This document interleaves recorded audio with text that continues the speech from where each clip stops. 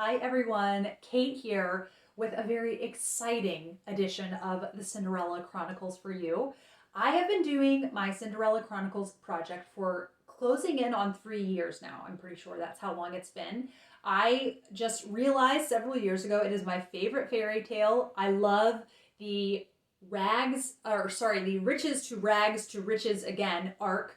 I love seeing someone go from this really comfortable life to having uh, everything stripped away, and you see kind of the strength of her character throughout that.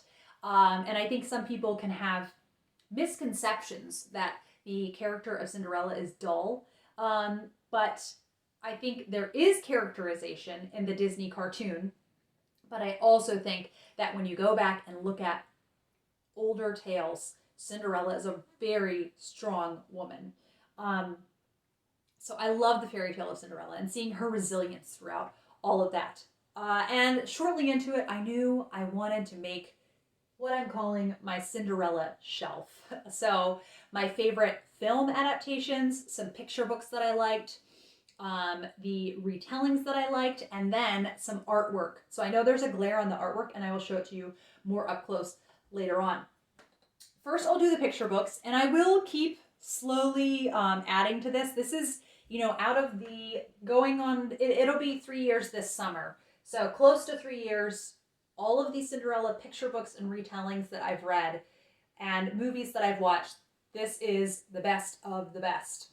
And I would not have gotten it if I did not love it. And now I'm getting I have a very high standard for what portrayals of Cinderella I like, because now I've seen so much and what people can do with it, because it's a great fairy tale. So this first is a picture book it features the art of Mary Blair. Mary Blair was one of the main artists for Walt Disney's Cinderella. And I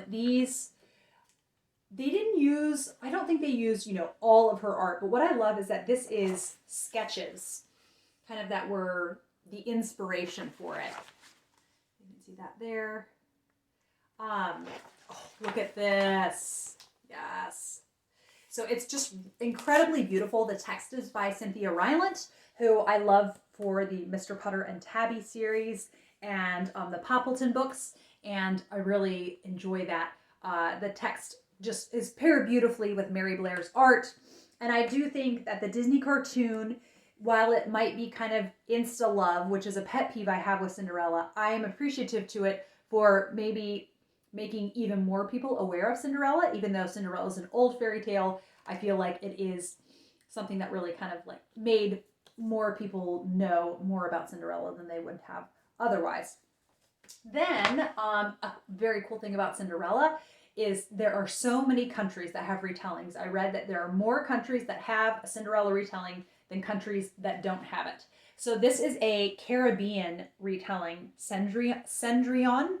So Cendrillon is Cinderella's French name. And the art in this, the author is Robert D. Souci, and this is illustrated by Bryan Pinkney. And I love how it looks like it is done, I think it's like tempera paint. And so I don't know if they scanned actual paintings, but just the range of colors in this, and it really does, it's so evocative of the Caribbean, and it's just a glorious, glorious retelling. And there's some words in there that, would they be French Caribbean? Is that what they are called? French Creole, right. There are French Creole words in here, so I love giving it, its flair. And then let's see Cendrillon in her blue dress. There she is.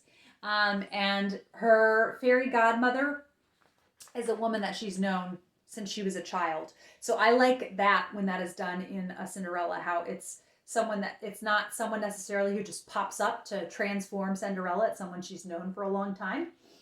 And then lastly, the Sarah Gibb illustrated Cinderella. Look at that. It's so beautiful. And this one, what I love is it uses some silhouettes in it. So you can see that. And also, it has kind of what Jan Brett does with hers. Here's the story, and here's some picture going on over here. And then you can see in this one, Cinderella gets 3 dresses because in some versions, Cinderella attends 3 balls. So she's got her yellow dress, and then, where is it? Oh yeah, then she has a pink dress. And then she has the blue dress. And the blue dress will always be my favorite for Cinderella. I love Cinderella in a blue dress. So those are the 3 picture books that I really, really liked a lot. But there is also, I'm going to keep investigating picture books. I kind of put that on hold, but I want to keep looking into more. And also I did love Ella's Big Chance, which is a flapper era Cinderella, but it's out of print. So I need to order a used copy of that. So at some point I will make a priority of doing that. Over here we have either my favorite retellings or this big honkin' book. I am extremely excited about this book. This is a collection of 345 Cinderella retellings from, you name it, and this country will be on here. Those are all, it's filled to the brim with Cinderella retellings.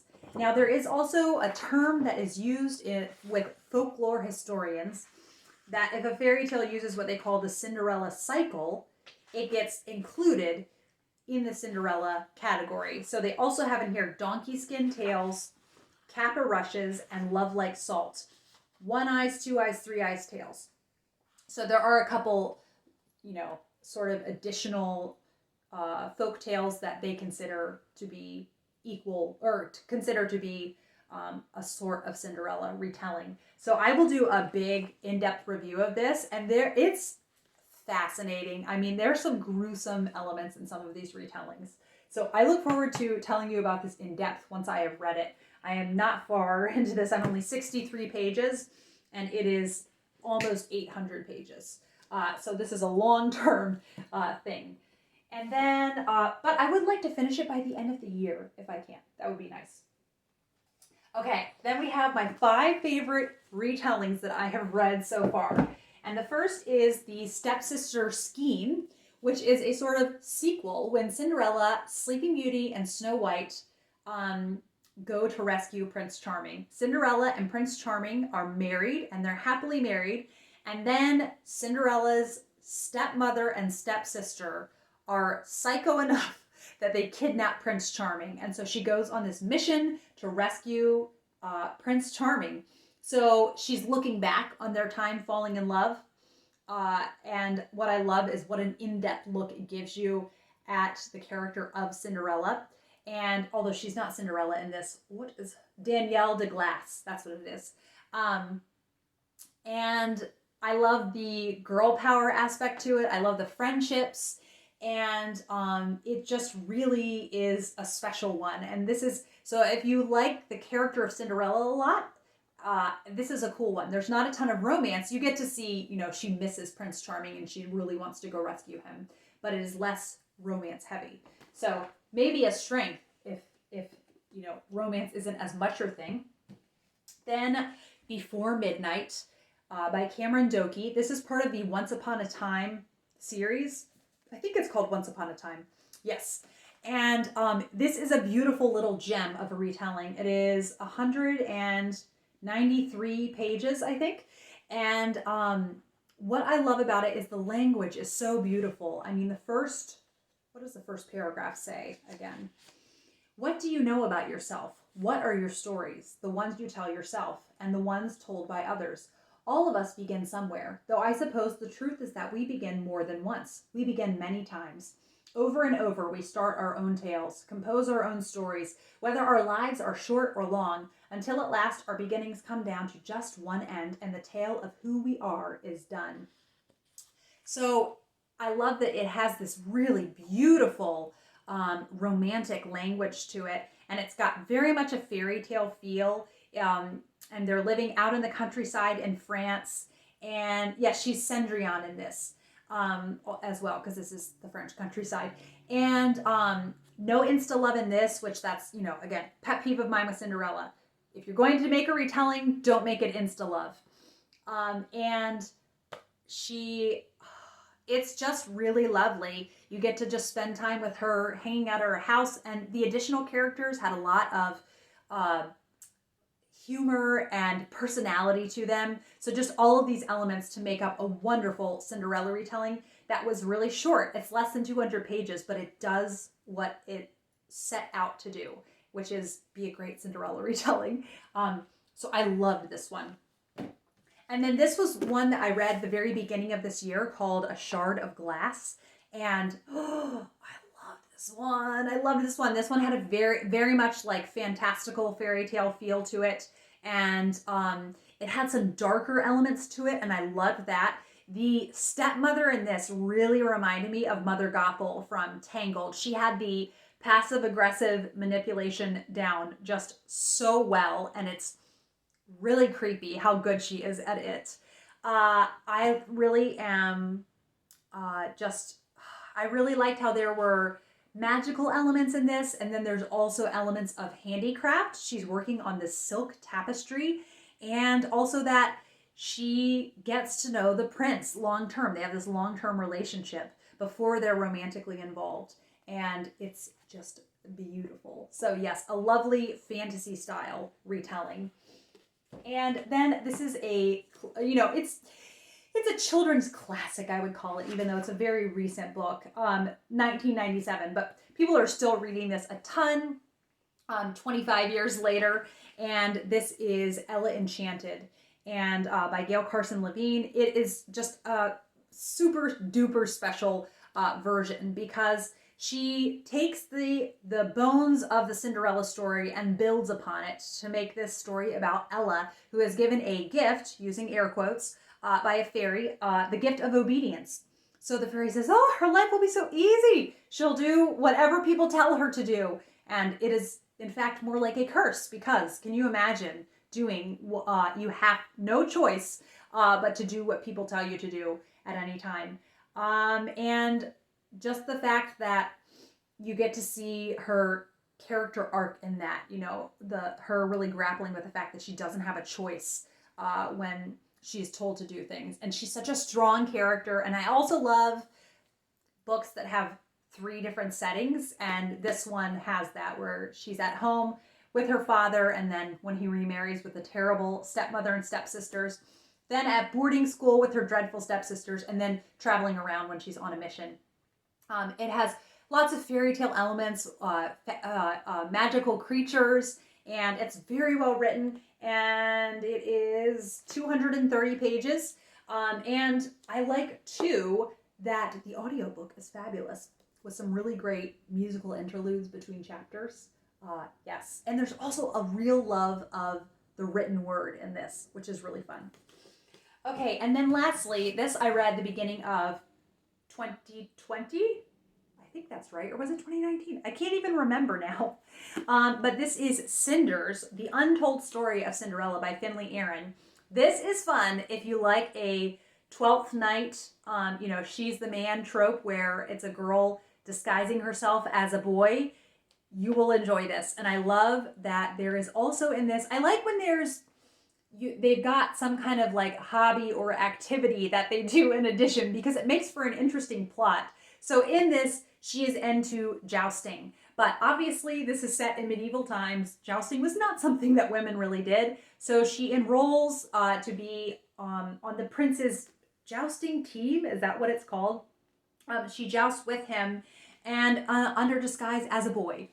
And it's just wonderful. I really, really liked this. And it does have a few like corny lines. Like, what does it say?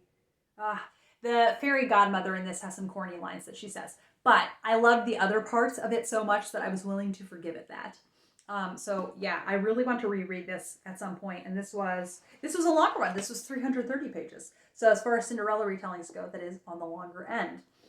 And then we move on to movies. Now, I will say, before I start with those, there is one movie here that is not included, but it is one of my absolute favorites now. And I want to get a special, all-region DVD player just so I can watch this and own the DVD. And it is the Italian Cinderella. So Cenerentola is the Italian version of Cinderella. And it's set in 50s in Rome. And so charming. She lives next door to the Prince Charming character. He's just like a rich son. And I'm fumbling over my words. Her stepmother, was in love with her father, and then her father dies, and she turns their beautiful house into an inn to make money. So she's, of course, the maid doing everything, all the cooking and cleaning, or all the cleaning. And it's got a really cool aspect of what they do with the fairy godmother in it that I hadn't seen done in any other ones. And as soon as I saw it, I thought, oh, why isn't that done in more? So I really liked what they did with the fairy godmother in that. So I love that so much, and I definitely want to own it on DVD and just get the Region 2 DVD of it. Okay, then here we are. Now, two of these I haven't seen in over a decade, and I don't know how I'm going to feel about them again. But I have not gotten to them yet in my project because there really are so many film versions of Cinderella. This is the adaptation of the book by Gail, Carson, Levine, but I use the term adaptation very lightly. It changes so much in it, and it's also very Hollywood, but I know that 15-year-old Kate was obsessed with this. So I've been nervous to rewatch it because I don't know how I'm going to feel about it. I don't know, and I'm scared. Then A Cinderella Story. Again, 15-year-old Kate was obsessed with this. I would like to think that I could be nostalgic about it and still enjoy it. We're gonna see. It's, like high school setting and in LA, and I don't know. So we'll see how I feel about it. But these were all ones that I watched. Well, okay. Then I have Ever After and the 2015 Cinderella. The 2015 Cinderella, I did not make myself wait to watch this for this project because this was what made me realize that Cinderella was my favorite fairy tale. This is such a good adaptation. Let you see the beautiful gold shimmery carriage. And so I watch this several times every year. It's just one of my absolute favorite films. And then Ever After, I have not seen in so long, but I'm confident that I will still like this. And I've honestly been saving it because I really, really loved this movie. And so I want to still love it. But I'm confident that I will. And then I watched, as part of the project, the Cinderella Chronicles project, all three Rodgers and Hammerstein film versions. And this just so many far and away above the other adaptations. It's so good. I mean, Whitney Houston is the fairy godmother. Whoopi Goldberg is the prince's mother. Victor Garber is the prince's father. And Brandy is Cinderella. And it's just so charming. And I love how bright and garish all of these sets and costumes are. It's so fun. And then this was one that I watched maybe the first year I was doing the project, and that's The Glass Slipper with Leslie Caron. This is from the 60s, I think. 1955. And it's really sweet and charming. It's got a very gentle feel to it. And she's a very klutzy, not very graceful Cinderella character. So you just love her for it. And what is her name in this? It doesn't say. It just is calling her Cinderella. So maybe she's called Cinderella in this. Yes. So the one thing I did not love was her dress as Cinderella. I mean, look at that. So, but it's a very charming film. So I might actually do a watch along at some point. I think it'd be fun if more people saw it. Okay, so that's all the movies, books, picture books, and I'll show you the art. So this is Allie's art. I mean, look at this, people. I love it.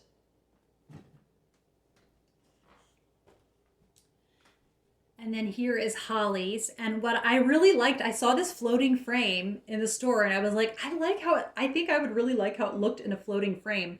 And it says, Cinderella, a fairy tale like no other, full of courage and kindness. It's so beautiful. So the two artists who have done these pieces that for the longest time I was looking for some Cinderella art. And honestly, so much of it I saw on Etsy was really tacky. Um, but then sometime last year, Anne from Disney Princess Lessons on Instagram shared some of Allie's art. And as soon as I saw her art, I was like, who is this artist? I have to know. I have to follow her on Instagram. And she has a lot of vintage fashion type art. And I just was immediately taken to it. And then when I saw she did Disney art and Cinderella art, I was so excited. So there was one piece of hers that I was looking at, and then just recently, this Cinderella profile, she put it out, and I just knew I had to have it. So that was what I wanted. I wanted Cinderella art, and I knew that it had to be one of the pieces that I bought. And then Hollie's art, Hollie's store on Instagram is Castles and Kingdoms. And I found Hollie through Alley because Alley shared some of her pieces. And I love what a whimsical storybook feel her art has. And like you're opening up this storybook and just such a love of story within the art. So I'm very excited because my next video going up will be an interview with Hollie and Alley. They agreed to do a Zoom interview with me, and I'm going to talk about their inspiration for art and Disney and fairy tales and just love of story, and it's going to be wonderful because they have made my Cinderella dreams come true. It makes me so unbelievably happy every time I see this artwork up here. So I can't wait to share it with all of you. And I will be back with another video soon. Bye.